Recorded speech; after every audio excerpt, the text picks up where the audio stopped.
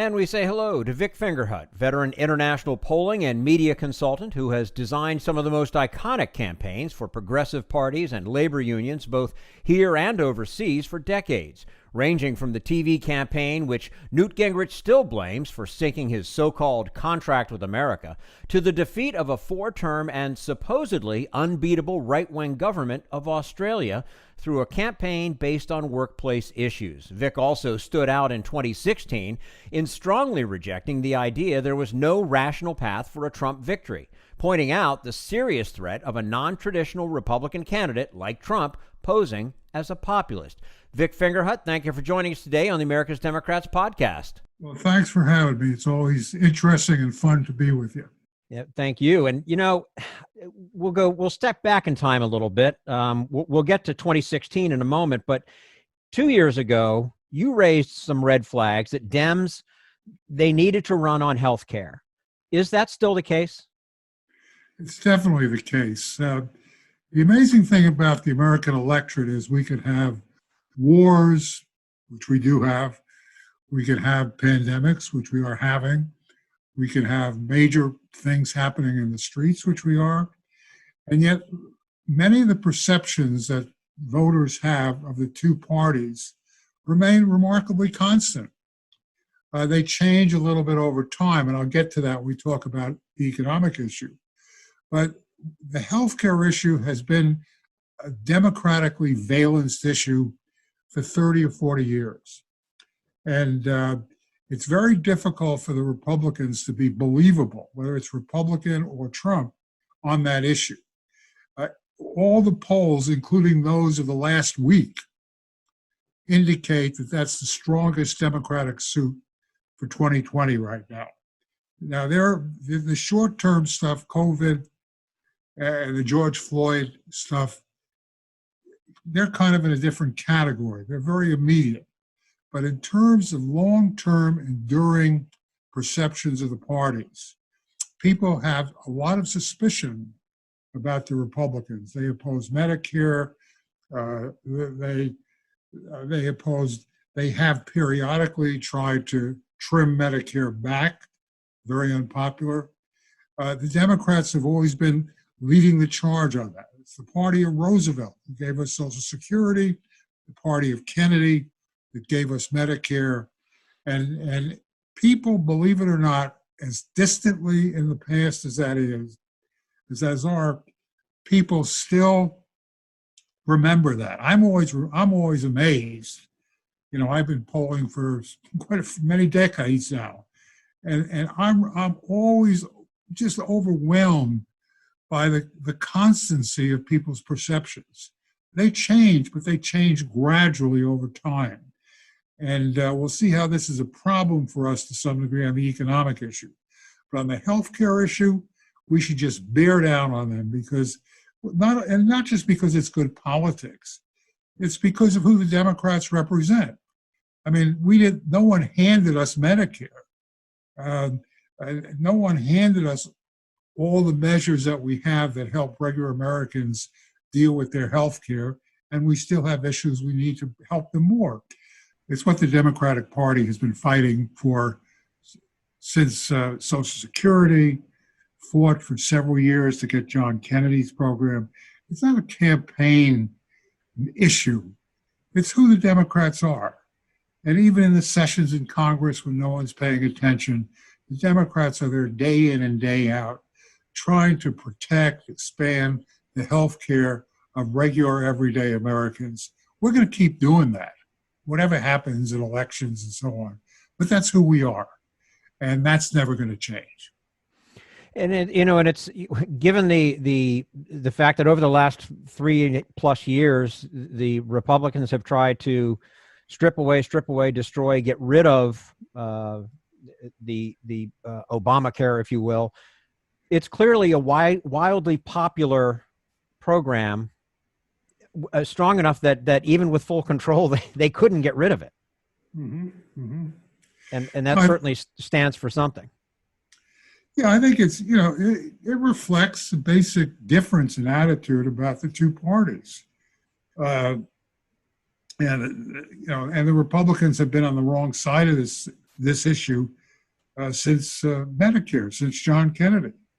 They're committed, and you gotta commend them for the constancy of their opposition. They're committed to the gradual. In the end, they like to wake up one morning with no Social Security, with no Medicare. They regard those programs as an imposition.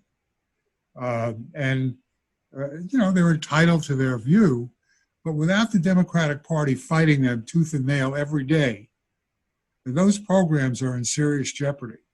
And they always will be. They will be today, they will be tomorrow, and they will 5 years from now. And the Republican Party, whenever they've had an opportunity to chip away at the health care programs or Social Security, they do it. And they're not shy about it. They're a little quiet during campaign time because they know people support those programs. But they're going to be back. If they get an upper hand in a congressional election and a presidential election, they'll be back again trying to chip away at these programs. That's what they do. What we do is defend those programs. Absolutely. Now, I want to go back a couple more years to, say, 4 years ago. We talked just ahead of the election, and one of the things that you talked about, look, the Ds are going to be the Ds, the Rs are going to be the Rs. That's going to make up about 70% of the electorate. The other 30%, they're the swing voters. They're the ones that really are going to tip the scales one way or the other. Who are the swing voters? Well, the swing voters are the self-identified independents. You're absolutely right. 95% of the Democrats say they're going to vote for Democrat. 95% of the Republicans, including those who do not give Trump a positive rating, nevertheless say and indicate, and all history suggests this is going to happen, 95% of Republicans are going to vote for Trump, whatever they think of him personally. And one of the points of that, just quickly on the way to that, is the Democrats should not waste much time chasing phantoms. Every 4 years, I've been to so many Democratic strategy meetings, we're going to get the liberal Republicans. And then the next 3 months, they spend money and effort and polling and media trying to get them. The same thing this year. The only way we're going to get more than 2% of the Republicans is if George Romney votes about 3,000 times, and a few other people vote about 3,000 times, because that is the extent of the current Republican pack that's going to vote Democratic. They never do. 95% of them don't, and they never will. So just to clarify that, what you're saying is right on. The people who will decide the election in 2020 are the independents. And they are the most volatile group in the electorate. They're very hard to identify because they're not identified by an ethnicity. They're not identified by a race or religion. They're identified by their views and their attitudes. And one of the characteristics of the independents, one of the reasons they are independent, is they're very suspicious of politicians. They're very suspicious of institutions. And they're very suspicious of political parties, which is not why they're not members of any political party. So there's that. There's a second thing going on in our electorate right now, which is almost as important because of where they're located and because of who they are. In the last several elections, in 2016, but it had predated in 2014, the Democrats got hammered among non-college educated working people. Those are the people who have been the backbone of the Democratic Party, or one of the backbones. African-American voters, some other groups have been constant and solid supporters. But the party since the 1930s, non-college degreed working people have been the solidest backbone of the Democratic Party. In the last decade, we started losing them. And we got hammered in the election of 2014, the midterms. It should have been a warning to us, but no one paid attention to it. And in 2016, they came out heavily and voted very substantially for Trump. The party of Franklin Roosevelt, lost the vote of regular working people overwhelmingly in 2016. Where are we now? Well, we're not in a much better shape. The polls are showing that this group of voters are still very suspicious, angry, and not in our camp anymore. Most of them are from Democratic families. You know, dad was a steel worker. Granddad was a machinist. They've come from Democratic cultures. In the last few elections, they voted Republican in 2014, and they voted for Trump in 2016. Whatever implications 2020 has, it's very important not only to win the election, to start getting some of these voters back, but it's critical to get these voters back to reestablish the historic Democratic majority of the United States. The last 10 years have been the best 10 years the Republicans have had in Congress since the Great Depression. We're picking up new voters. We're picking up college-educated people. We're picking up people with PhDs. That's great. That's fine. We're picking up upper-income, college-educated women in the suburbs. We're doing better. That's all great. We're picking up a nice percentage of the new Americans. That's marvelous. That's in our tradition. But if we continue to alienate the basic worker class of the United States, we're going to be constantly in campaigns where it's going to come down as it did in 2016, as it did in the Gore election, as it did in the Kerry election. It's going to come down to a few thousand votes here and there. If we want to reconstruct the Democratic majority that we had for so many years, we better get a better chunk of our traditional voters back. Now they have family loyalties that we can work with. We can make reference to Roosevelt and Kennedy. We can tell them how their parents were mistreated at the workplace and how it was the Democratic Party that established rules and laws that limited the misbehavior of big corporations and the mistreatment of families and the mistreatment of workers. But we have to do it. When I did campaigns 20 years ago, Jim, all I had to do was make reference to that. And everybody said, "You're right, Vic, you're right. That's right. We got to, those guys, the Republicans, they're against us. They have a right to be against us. This is America. But they're against us. They represent the corporations, the banks, all these other institutions that really don't care about us and frankly don't want to protect our rights because it costs them money." Okay, that's fair enough. You can't do that anymore. We have to be smarter. We have to be more articulate. We have to be more sensitive. People going on late night TV and casting jokes about working people, as they did in 2016, is devastating to us. People joking, it's one thing to joke about Trump, and there's a lot to joke about. There's also a lot to worry about. But to joke about people who vote for Trump is the height of political stupidity. You don't joke about voters who are important. And you shouldn't joke about them anyway, because they're Americans. They have a right to vote differently than you do.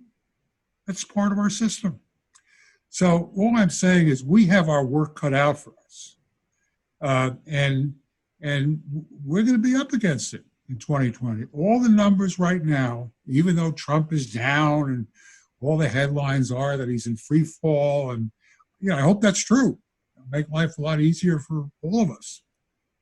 But the reality is there's no evidence that we've made a significant resurrection of our strength among traditional working Democrats. And every time someone from a traditional Democratic working family votes Republican, first time, okay. Second time, that's a problem. By the time you get to the third time, a pattern has been set. And each time they do that, it's going to be more difficult to get them back. And so the 2020 election is not just about beating Trump, although that's obviously objective number one. 2020 is an important election in starting the process of bringing back to the Democratic Party the people who not only have been the backbone in the past, but who are required, who we need to have a Democratic majority in the future. Mm-hmm. Well, now, and in bringing these people back to the party, these swing voters, these independents, and you talked about obviously a hot button issue in healthcare. Another hot button issue for just about everybody would be the economy. Yeah. Given that the president went for 3 years talking about the greatest economy of all time and taking all the credit, even though it happened 6 years before his start, that he's made a mess of this economy. Shouldn't Democrats focus on that to win over some of these swing voters?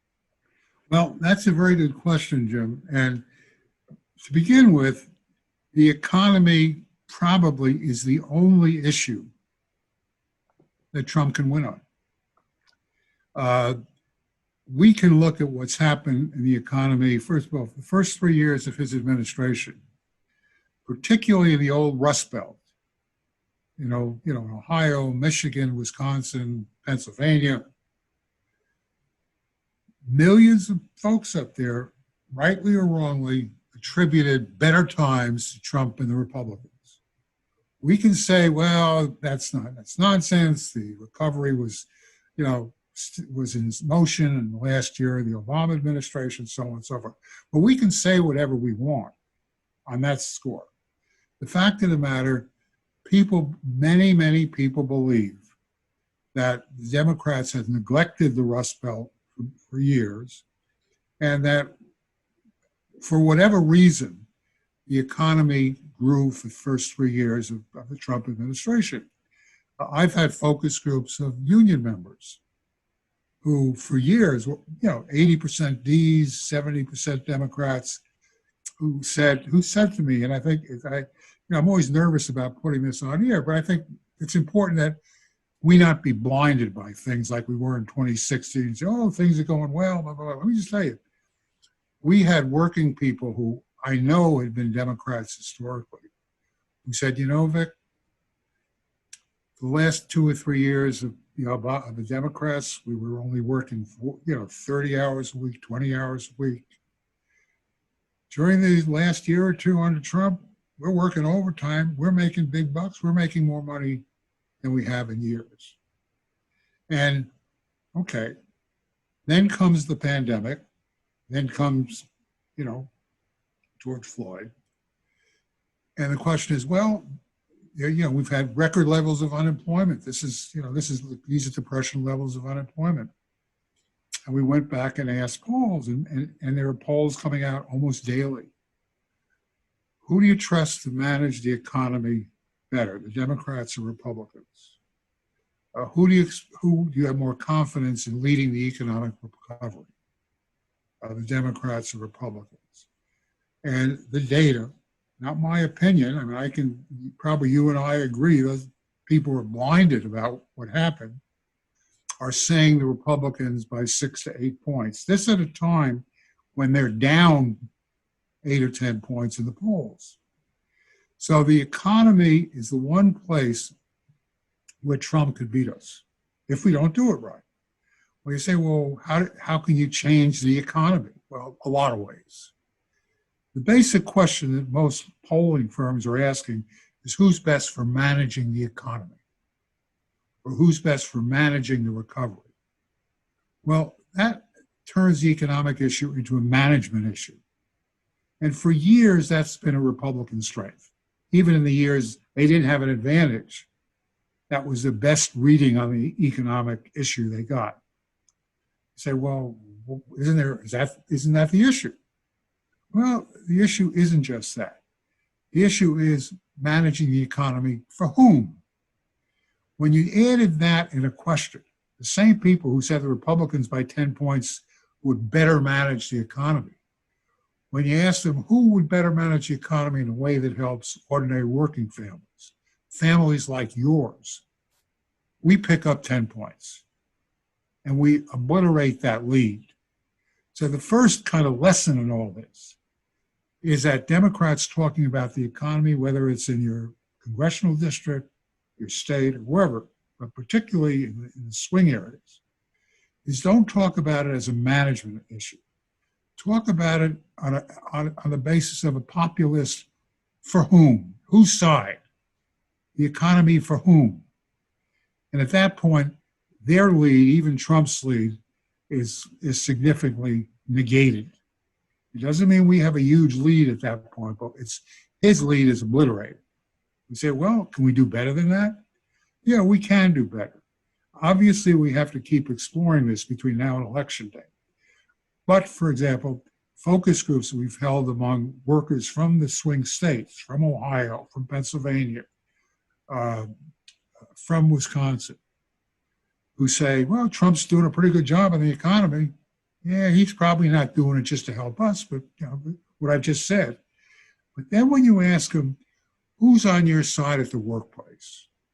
Who's going to protect, if they happen to be union, who do you trust to protect your union? If you're not union, who do you protect to fight for parental leave, for better health and safety, for decent benefits, for protecting your pensions? All of a sudden, a significant number of people who at first said, hey, yeah, the Republicans are better to manage the economy. When you get down to the micro level, to the workplace level, to the one-on-one level, to the numbers change dramatically. And so it's vitally important that instead of Democrats going and say, well, I have this new 26-point plan to reshape the American economy and get it going, big mistake. First of all, no one believes you. And secondly, you're wasting time when you could have been talking about issues that do work for us, which include workplace issues in the economy and healthcare, to engage on what is the management of the economy as a whole. What economists would call the macroeconomic issue is a big mistake. It's a loser. We're trying to fundamentally reshape people's basic attitudes during an election campaign, and there's no reason to do that. We have issues with frames within the economic issue that work for us already. Why engage in a difficult conversion effort, which, by the way, will not work? Walter Mondale looked at the budget deficits of the Reagan years. Oh, hey, we're going to run on the deficit. Well, no one except Walter and maybe Mrs. Mondale believed the Democrats were better at handling the deficit. Polls for 60 years have shown nonsense. No one believes us on that. And, or John Kerry running on certain foreign policy issues. No one believed us. In both cases, they may have been right. But if you run a campaign going against the fundamental preconceptions of the electorate, the results have not been very good. And there's no reason to do it because we have important issues. We have health care. We have making sure your spouse is protected at the workplace. Those are important issues, and they're seen as important issues. And we should not move away from our strengths and challenge the Republicans on areas of their strengths. In a very real sense, that's what political campaigns are all about. Mm-hmm. People go into the voting booth this November, and say, who's going to handle the economic recovery better? We got a tough row ahead. Maybe they'll screw up so badly in the next 4 months that we'll even win on that one. That's possible. So what this sounds like to me, what you're describing here, the key for the Democrats, when they're talking about the economy, to win over some of these swing voters, it's to talk to them directly, to talk to them, to what matters to them on a daily basis, as opposed to that macro, 15 feet or 15 mile high view of things. You got to get down and talk to them about what is important to them on a daily basis. That's exactly right. And, there are a couple angles to that's so important. I just finished a few years ago, I got just doing a race in Australia for the Australian Labor Party. And their history was talking about, $6 billion and $3 billion. And I think ordinary people just didn't even know what you're talking about. But they ran a campaign against a 4-term conservative incumbent prime minister. And they ran it strictly on workplace issues, protecting the rights of workers at the workplace. And we clobbered them. This guy had been elected 4 times. His party had been elected. And not only did we clobber the party, we beat the guy in his own constituency. I think it's this whole question of being of handling the economic issue in what we call a micro way, in a personal, in a workplace way. And you know what? Maybe one of the reasons we've had a problem in recent years is because of the changing class composition of the people who make decisions in the Democratic Party. You know, they're college educated. Many of them have graduate degrees, and that would include me. I've learned stuff not only from what the poll data shows, but I work very regularly with the labor movement. And they saw the Trump thing coming 2 years before the Democrats did. Because they saw the guys with the Trump stickers on their hard hats. They heard people talking about, hey, the Democrats used to care about us, but they don't seem to be paying as much attention as they used to. And this guy Trump says he's for us. Well, one of the things the Democrats could do a lot better in the next 4 months is pay attention, whether they're union or non-union. There are tens of millions of frontline workers. There are 13 frontline workers in the AFL-CIO, and in SEIU and the other labor federation. Listen to what they say. Don't make decisions based on what some, 7-figure guys on TV in New York and LA are telling us is what the American people want and feel. They have an agenda, which is fine. Everyone's entitled to their own agenda. And if you happen to be a voice in a major network, you have a great vehicle to express it. And there's nothing wrong with that. That's America. That's just the way things are. But maybe Democrats all over, when they have campaigns, should not just have a labor guy who comes in to make sure they deliver the votes, they do the GOTV stuff to get people out of the polls. Why don't you listen to them? Why don't you find out what they're saying about Trump and about the Democrats? They're out there with iron workers and machinists and all kinds of workers, healthcare workers. They know what's going on. And while it's great we have all these PhDs, it's great we have all these people with advanced degrees, it's great we got we're getting the college vote in many places. It's wonderful. But maybe we're just not hearing from the kinds of people who came out, for example, in November 2016. I don't know if you remember that evening. All the media guys were sitting there with their mouths open when they realized that Clinton had lost. I don't gloat about it. That's terrible. I was very unhappy. The labor movement saw this coming. They even did a poll a month out to show the Democratic Party, to show the Clinton campaign, we were losing regular, traditional, inherited Democratic working class votes.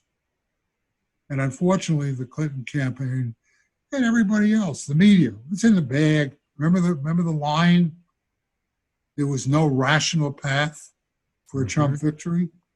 Right. Which go down as one of the most nonsensical lines in American political history. Well, it was voiced on every network. It wasn't just CBS or CNN. It was all of them.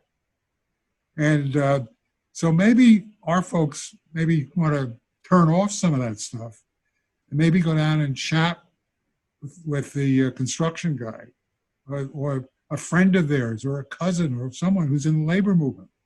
And what do they say? Because they have much better antenna than the folks who are in these fancy media outlets in the major cities who are totally remote from what's going on in this country.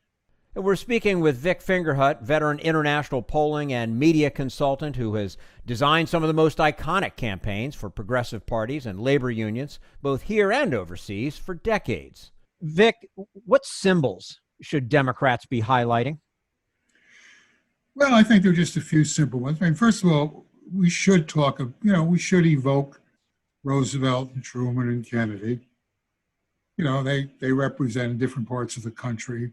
People say, well, they're history. Well, they are history, but many people, particularly people we're losing in the key industrial states, probably grew up with a picture of either Roosevelt or Kennedy or both in their living room or their kitchen. So the notion that when these, that they're irrelevant is just nonsense. I think we ought to use the image of working people. When you ask people which party do you trust to take care and to be on the side of regular American working people, the Democratic Party still has some inherited goodwill. Now, we can't play with that for too long. It's thinning. And if traditional Democratic working people, again, as I said a moment ago, if they cast another ballot for the Republicans, that link will be stretched thin, maybe, and broke, in some cases broken. So we should evoke those kind of symbols. There's nothing wrong in talking about Social Security and Medicare, because that's not just history. That's who we are. If it wasn't for the Democrats, we wouldn't have Medicare. We wouldn't have Social Security. And if you beat the Democrats bad enough in a couple of elections, you're not going to have it in the future. So I think it's important for us to think about that. It's also important for Democratic pollsters and others to test those things of the past. The tendency, based on my experience in presidential and other campaigns, is for pollsters, to focus on the present, not to spend time on symbols and traditions, family traditions, statements about your family connections. They don't ask questions. Was mommy and daddy, whose daddy is steelworker? There are bits of information. Let me just put it in the most simple terms. The last 60 or 70 years overall has been a Democratic epoch. We've lost elections, but basically there was always a Democratic majority in the country. It's declining in its margins.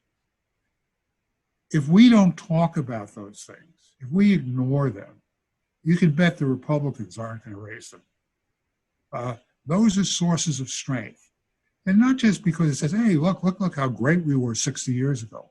No, this is who we, as I said earlier, this is who we are. And we fought for your health care in the 60s with John Kennedy. And we're going to fight to protect it in the 2020s, just as we did when John Kennedy was alive. And there's nothing wrong at all with us evoking those symbols. They're true symbols. They're not something we made up. They're not something we just pull out of the pocket in election year and to try and get votes. It describes who we are, and millions of Americans respond to that. As you know, I worked in the last 3 weeks on some presidential campaigns. We're going back to traditional Democratic strengths, rallied millions of votes to our side. We don't need to rally millions of votes right now. If we can hold our current leads, if we can pick up and maintain 2 or 3 more points in the swing states, Trump is over. But it's not going to happen on its own, and they're not going to make it easy for us. They're going to push their issues and their symbols and their issue strengths. And whoever does it better is going to win in 2016 or 2020. And not only are they going to win in 2020, but if they win in 2020, they'll have pushed the needle, the long-term needle, even further towards the Republican Party. And that is even more of a concern, believe it or not, than re-electing Trump. And that's saying something. It absolutely is. Now, along those lines, before we let you go, right now, it looks like Joe Biden is way ahead in the polls. Mm-hmm. Does that matter? Oh, yeah. No, it's great. I mean, I'm not, Hillary Clinton was about the same degree, maybe 10, 12 points, and the polls are all over the place. But there's no question that At the moment, if the election was held today, the odds are pretty good that Biden would win. Now, it's important to understand the scale. The polls saying 10 points, 12 points, 14 points. Well, you have to understand that the bulk of that comes from the huge states on the coast, which are heavily one-sided.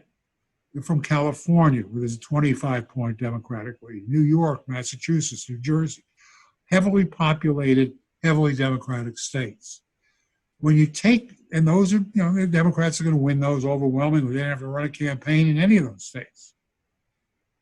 You take those states out of the picture and go back to the swing states. You go to Michigan, Minnesota, Pennsylvania, North Carolina, the states that we have, that the Democrats have to win to win. We now have leads of 3 to 4 points average. That was this week's Real Clear's politics average of the swing states. And they don't really vary much. Somewhere between, if you average all the swing states, they're between 3 and 5% at the most. And so those states are very much at issue. And they're also the 3 or 4% Democratic margins right now with 10% undecided. Those undecideds are heavily the independents we just talked about. The independents historically have a strong Republican tilt.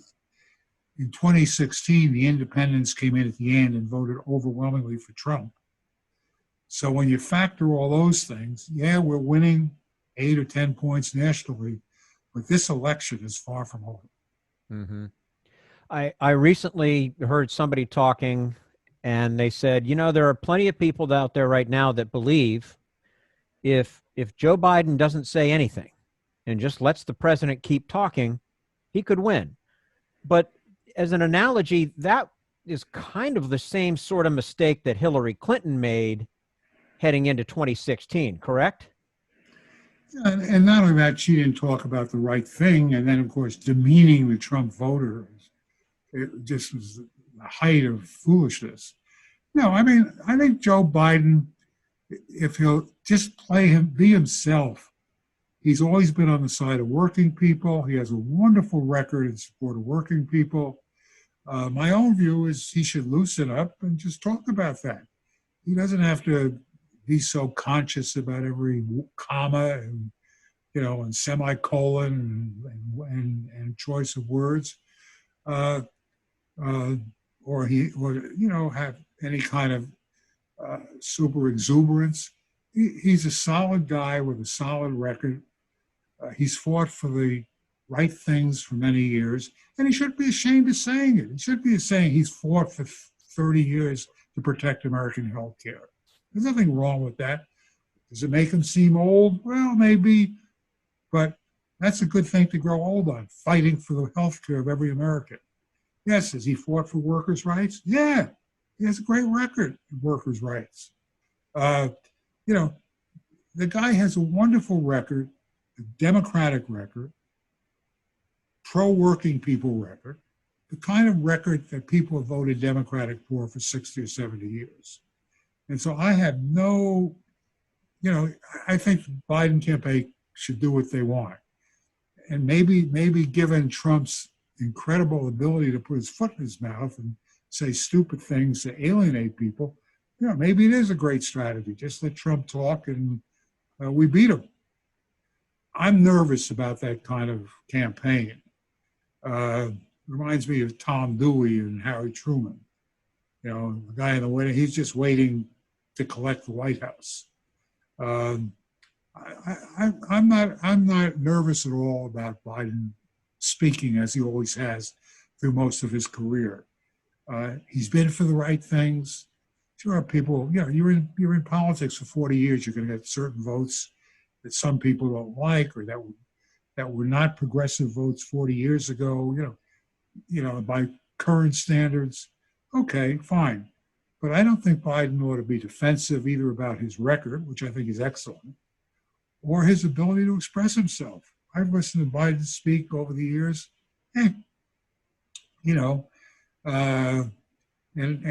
he says the right things. He's for the right things, and I don't think you ought to be shy about it at all. I have no problem with Biden being right out there, frankly. Okay. Vic Fingerhut, veteran polling and media advisor, joining us today on the America's Democrats podcast. Vic, as always, a pleasure to speak with you. Would love to do it again soon. And of course, we're just, a little over 4 months away from this election. That's an eternity in the polling and political world. So hopefully we can do this again soon. Definitely. As usual, you ask great questions, and it's always a great deal of fun communicating with you. Take care. You as well, Vic. And this is the America's Democrats podcast, the weekly podcast for stand-up Democrats.